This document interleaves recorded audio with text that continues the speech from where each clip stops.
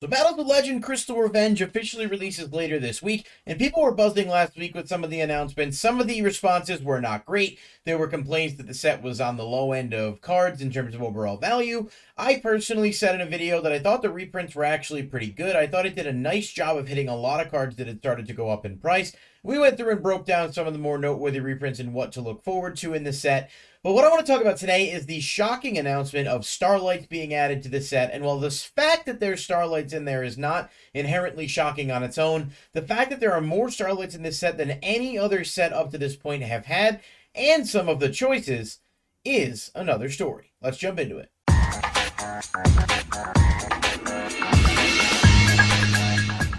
All right, everybody, thank you so much for watching the video, and if you are new here and or just, checking this out for the first time, please hit the like button and subscribe. Click the bell icon if you want to stay notified, and let me know in the comments down below what you guys think of Battles of Legend Crystal Revenge and the Starlights, which we're going to go over now. And we do not know, as of the time I'm recording this, what the pull rates are going to be for the Starlights. So typically, Starlights in core sets are about 1 per 2 cases, give or take. They are very hard to pull, and that's why they end up having a very high price point, specifically for playable or collector cards, but I think you get the point. In last year's Battles of Legend set, we had Starlight Rare Red Eyes Dark Dragoon, as well as Astral Rare Leviathan Dragon. I do believe those were closer to 1 per case, so they were a bit more common. And if I remember correctly, Battles of Legend Armageddon had a similar ratio where you could get the Astral Utopia or 10,000 Dragon, and they were like 1 per case. It was just, which one would you get? And by all accounts, more people were able to get Utopia than 10,000 Dragon, which I suppose does make sense in a few different ways. So let's take a look at the actual Starlights and talk about it, because this is kind of crazy. There are 9 Starlights in the set total. I've heard a few rumors that there's actually more, that there's 12 total, but I can't find any evidence corroborating that as like any kind of valid thing other than somebody just throwing out leaks because, he heard it somewhere from his, cousin's friend's uncle or whatever. Maybe I'm wrong, and if that is the case and there's 12, then we don't know what the other 3 are.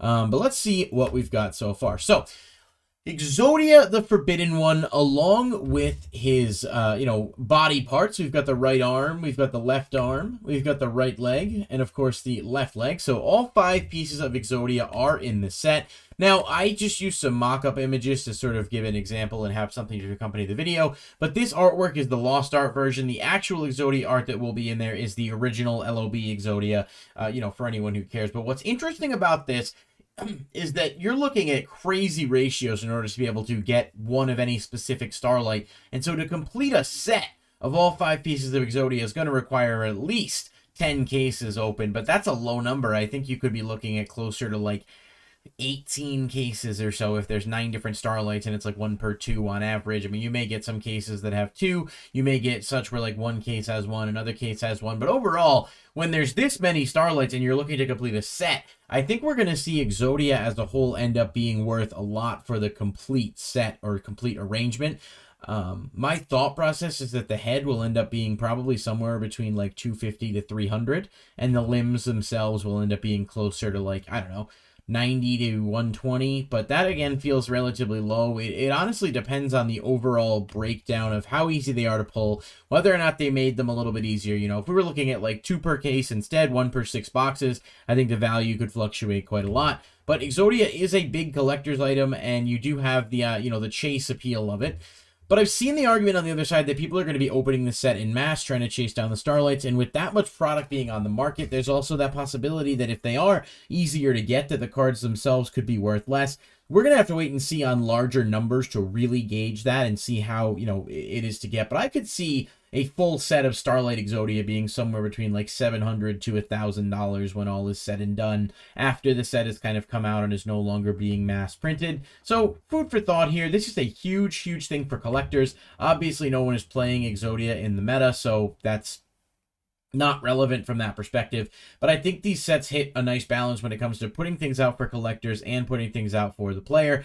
This one is just something I'm surprised, they decided to do here with this being the full Exodia set versus, just like a chase like the Blue Eyes, which in the OCG version of this set, they did get a Blue Eyes White Dragon that had some different flavor text and was also Starlight. A lot of people were hoping for it here, and unless there's any truth to that rumor of those additional Starlights that we don't know about yet, which I find hard to believe, but maybe there's a slight possibility.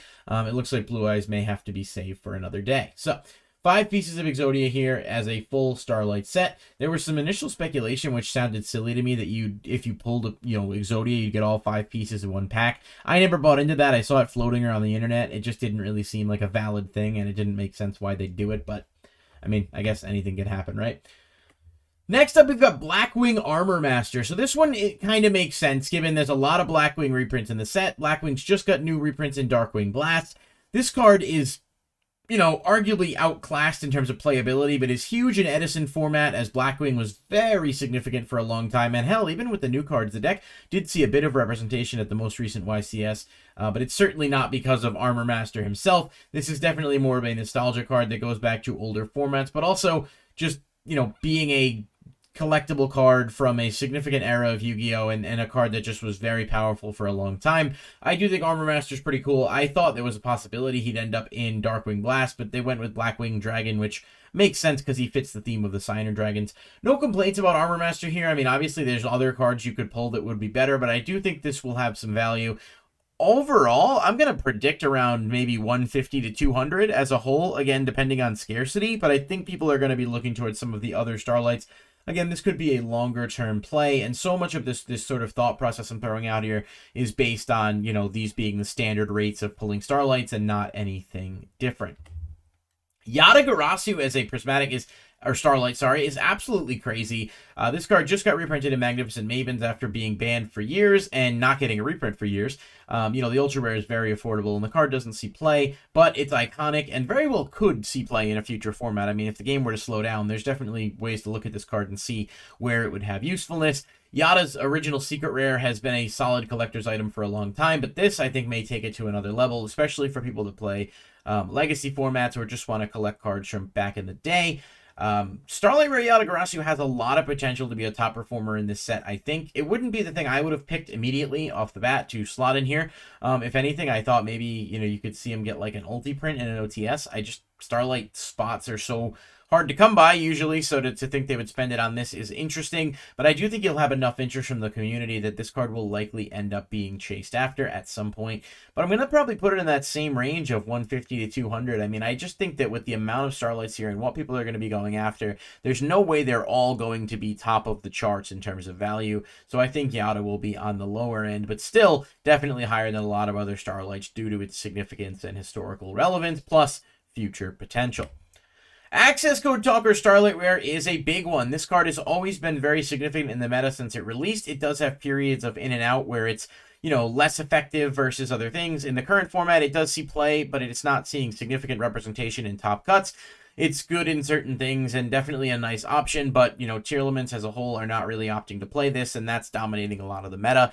We do have a core set coming out after Photon Hypernova that is based on Cyburst, so if there are cards in that set that further support Cyburst or give them easier ways to go into big plays, Access Code Talker could very easily become a very, very broken card again, at which point I think the Starlight's going to be a big chase item for people, but the card still sees play and is still very good, probably the best rank 4 in the game. I think this one is pre-selling around 350 to 400, and I feel it's probably going to be somewhere in that range going forward. I wouldn't be surprised to see it drop to the low 300s or even a bit below, but I think as a whole, this is going to be one of the big ones that people are going after because of its meta relevance and the fact that this card will just be good for a long time.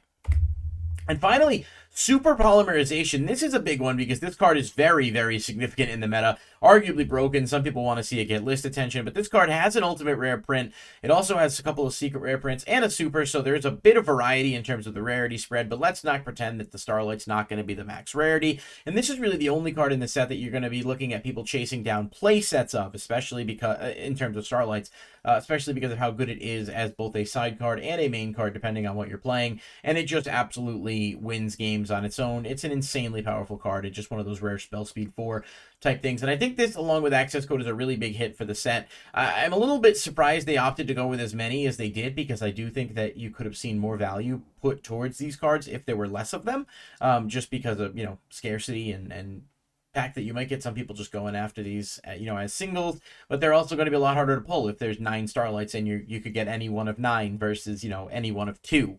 when you pull a Starlight. So I'm not super fond of the way they're spreading out those ratios, but you know, some people are going to love it, some people are going to hate it. I do think it'll get more people to buy the product, which is certainly a good thing for the company. And I guess if you're someone who likes to crack packs and do things of that nature, you're going to have, you know, a lot more potential chase cards to hit. But I think this number of Starlights is going to be really interesting to see its impact on the market and to see whether or not it does cause everything else in the set to just straight up bottom out because of how much it's opened.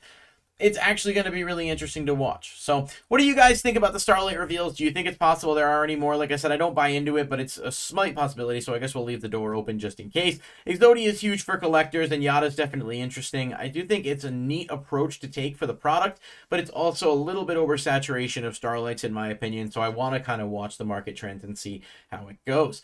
Thank you guys so much for watching, and I'll catch you in the next one.